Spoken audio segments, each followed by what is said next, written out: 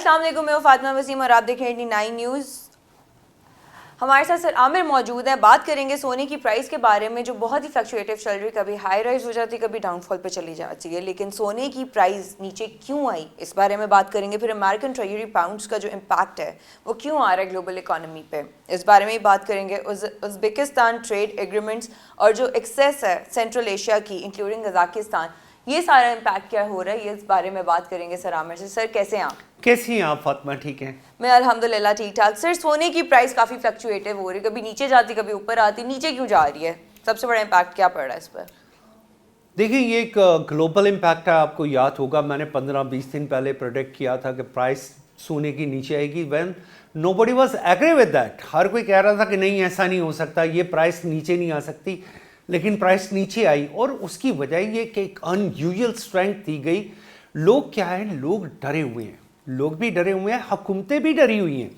पहले आप डॉलर को और बहुत सारी करेंसीज को including with the pound and ये जो यूरो है, आप इसको इंटरनेशनल रिजर्व्स के तौर पे रखते थे, हर मुल्क रखता था। पाकिस्तान के भी फॉरेन रिजर्व जो है वो किस सूरत में पड़े हैं, डॉलर की सूरत में। अब चांसेस क्या थे कि डॉलर कहीं कोलैप्स ना कर जाए, और दूसरी एक इंटरनेशनल बाइंग थी सबसे बड़ी चाइना की तरफ से। और सोना सबसे ज़्यादा कंज्यूम कहाँ होता है? सोना सबसे ज़्यादा कंज्यूम होता है इलेक्ट्रॉनिक गैजेट्स में, सेमीकंडक्टर्स में।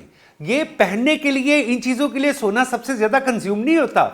आपके मोबाइल फ़ोन, आपके जितने इलेक्ट्रॉनिक सोफिस्टिकेटेड गैजेट्स हैं, यहाँ पे किसी ना किसी लेवल पे सोने की इंडक्शन होती है। हमारे फोन में भी होती है, हर एक चीज में जो इनका चिप बोर्ड होता है पीछे, जो इनका चिप बोर्ड होता है उसमें कई ऐसी जगह होती हैं, यहां तक कि बाज़-औक़ात जो इंटरनल वायरिंग होती है जो इतनी बारीक होती है कि माइक्रोस्कोप से नजर आती है, उसके ऊपर भी सोने की एक लेयर होती है। तो ये बात याद रखिए कि जो सोना, जो कहा जाता है कि China become the biggest buyer for the gold, they are not buying this gold only to keep it as a foreign reserve. They are consuming it, and they are consuming it where? They are consuming in in electronic market, right, including with the many kind of semiconductors. And one of the biggest buyer is China, and the other biggest buyer is who? Is Taiwan. So comparing with these two countries where the gold is going to be consumed, and that is not as a foreign reserve. As a foreign reserve आप कहाँ पे फंसे हुए हैं? हम कहते हैं जी ठीक है, आज पाकिस्तान के पास $16 बिलियन प्लस के हमारे स्टेट बैंक के पास एसेट्स हैं, 6 बिलियन के करीब जो है वो हमारे प्राइवेट बैंक्स के पास हैं। So totally it goes up to like $22 billion plus. Okay, ये हमारे पास मौजूद है, लेकिन वो जो अनसर्टेनिटी थी वो पूरी दुनिया में आज भी मौजूद है कि dollar is still playing as a main factor. अच्छा, बहुत से लोग ये समझते हैं कि डॉलर कोलैप्स कर जाएगा, ये हो जाएगा, वो हो जाएगा। इतने बड़े रिजर्व पूरी दुनिया में जो पड़े हैं and in shape of dollar पड़े हैं, और इंक्लूडिंग सबसे ज़्यादा रिजर्व्स कहाँ पड़े हैं? चाइना में, उसके बाद जापान में पड़े हैं। यानी मेजर प्लेयर कहाँ पे बैठे हैं? ये दो, चाइना एंड जापान, ये मेजर प्लेयर है। हमारी फिर सऊदी अरेबिया मेजर प्लेयर है। तो how these countries will let this currency to be collapsed? वो तो इसे कभी कोलैप्स करवा ही नहीं सकते। अगर वो इसको कोलैप्स करवाएंगे तो इसका सबसे पहला इंपैक्ट जाएगा किस पे? उनके अपने फॉरेन रिजर्व पे।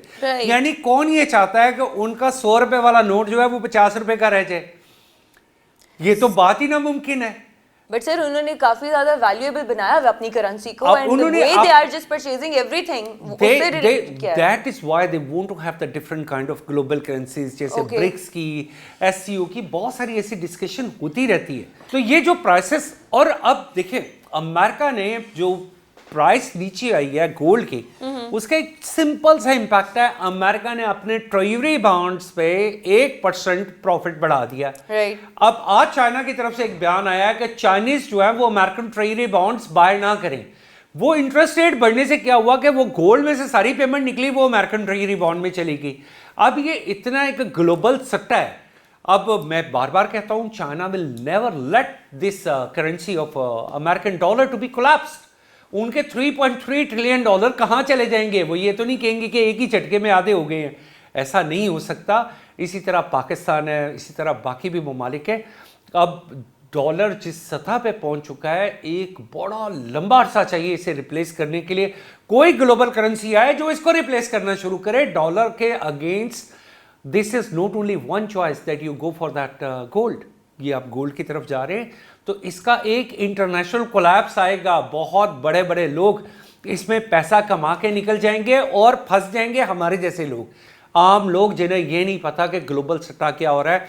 और मैं बार बार कह रहा हूँ कि जो इसका बहुत बड़ा सट्टा है, और उस कंपनी का नाम लॉटो, जो कि अमेरिकन कंपनी है, जिसने जिस दिन डॉलर को इसको रिलीज किया गोल्ड को, वो तो प्रॉफिट लेके निकल जाएंगे $4700 में, इसकी प्राइस आधी हो सकती है। ये सोने की प्राइस है कि ये प्राइस $2700 पे आ जाए, और जिस दिन दुनिया में कोई स्टेबल करेंसी आ गई जिसने इसको जो है गोल्ड को रिप्लेस करना शुरू कर दिया, यानी आपने इतनी स्ट्रेंथन हो वो, जैसे एक वैल्यू है कि डॉलर हैव अ वैल्यू, अगर if there is any more currency that gold price can collapse even more further. Okay, ये बड़ी आर्टिफिशियल बूम है। आर्टिफिशियल बूम तो है, बट सर सोने के जहाँ से भी ये लोग रिजर्व्स मंगा रहे हैं उसके भी तो एक्सपोर्ट का जो लेवल है या फिर उसकी जो प्राइसिंग होगी वो भी तो डॉलर्स में बढ़ती है। देखिए वो बढ़ती डॉलर में ही है, लेकिन डॉलर के अगेंस्ट गोल्ड को एक हमेशा आप एक बात याद रखें, आप कभी भी आप रुपया भी है, आप जब रुपया भी प्रिंट करने जाते हैं ना तो आप उसको सिंपली प्रिंट नहीं कर सकते कि जी जितने मर्जी रुपए प्रिंट कर लें, आपको उसके अगेंस्ट अपने फॉरेन रिजर्व्स यहाँ इन शेप ऑफ डॉलर और in shape of foreign reserve आपको ये बताना पड़ता है कि हमारे मुल्क में इतनी करेंसी मौजूद है, इतनी हमारी फेस वैल्यू है, फिर आप उसके अगेंस्ट जो है वो पैसे छापते हैं। ये जो 100 रुपया जो लिखा होता है इसकी गवर्नमेंट एक वैल्यू होती है और इसके पीछे उसकी रिजर्व वैल्यू भी होती है। जो बहुत सारे हमारे ऐसे भी हैं जिन्हें मैं एंकर कहता हूं, जो ये कहते हैं जी मुसलसल वो जी ये जी रुपया जो है जी ये कोई वैल्यू नहीं है, वो जी गोल्ड की वैल्यू नहीं चाहिए। अब आप मुझे एक बात बताएं, आप अगर उसी दौर में जाना चाहते हैं तो आप मुझे 1 किलो अमरूद खरीद के दिखा दें, आप कैसे खरीदेंगे? राइट ये जरूरत है वक्त की कि आपने उस गोल्ड के अगेंस्ट उस करेंसी को ट्रांसफॉर्म किया है। ठीक है, ये वक्त की जरूरत है। ठीक है सर। और इसी के साथ अब ये मैं आपसे पूछूंगी कि अमेरिकन ट्रेजरी जो पाउंड्स हैं उनका इम्पैक्ट क्यों आ रहा है ग्लोबल? देखिए इम्पैक्ट आ ही अमेरिकन ट्रेजरी बॉन्ड्स कर रहा है, उसी वजह से गोल्ड की प्राइस फ्लक्चुएट कर रही है।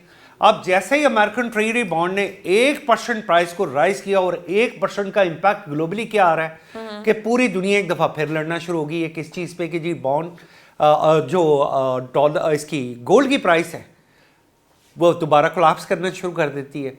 इसी तरीके से if there is any chance कि जहां पे गोल्ड दोबारा नीचे आएगा उसके पीछे एक ही रीजन होगी और वो रीजन होगी वर्ल्ड इंटरेस्ट रेट।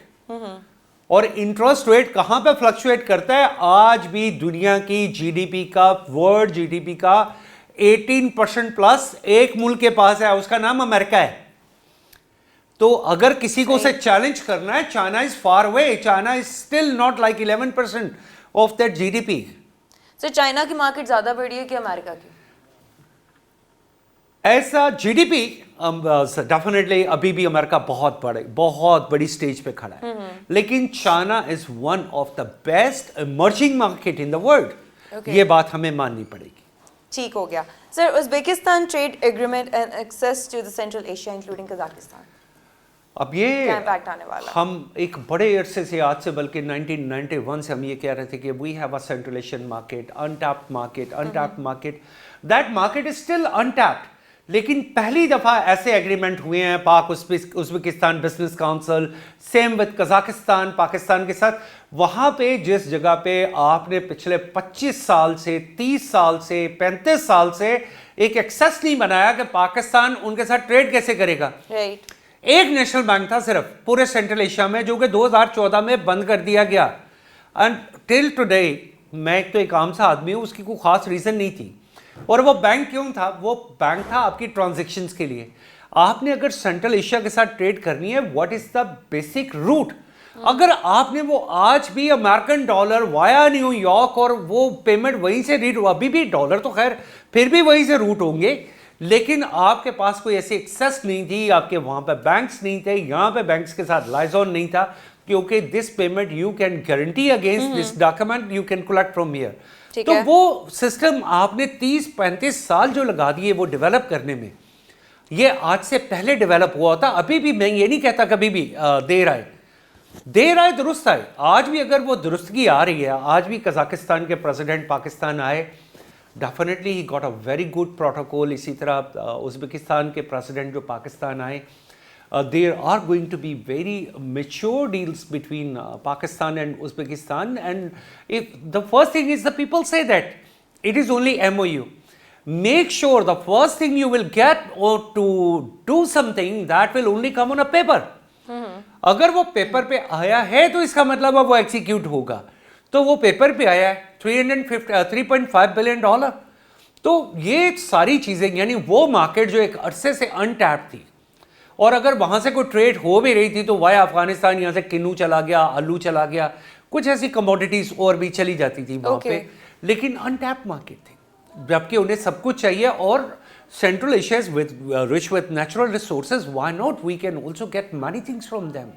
तो ये एक देर आए दुरुस्त आए वाली बात है। मैं ये समझता हूँ कि पाकिस्तान गवर्नमेंट ने इस गवर्नमेंट ने बहुत अच्छा इनिशिएटिव लिया है, और हमें पॉजिटिव इम्पैक्ट्स को हमेशा ये कहना चाहिए कि yes this is a positive impact. हमें हर चीज़ को, हमारे मुल्क में फातिमा सिर्फ वही चीज़ बिकती है, नेगेटिविटी।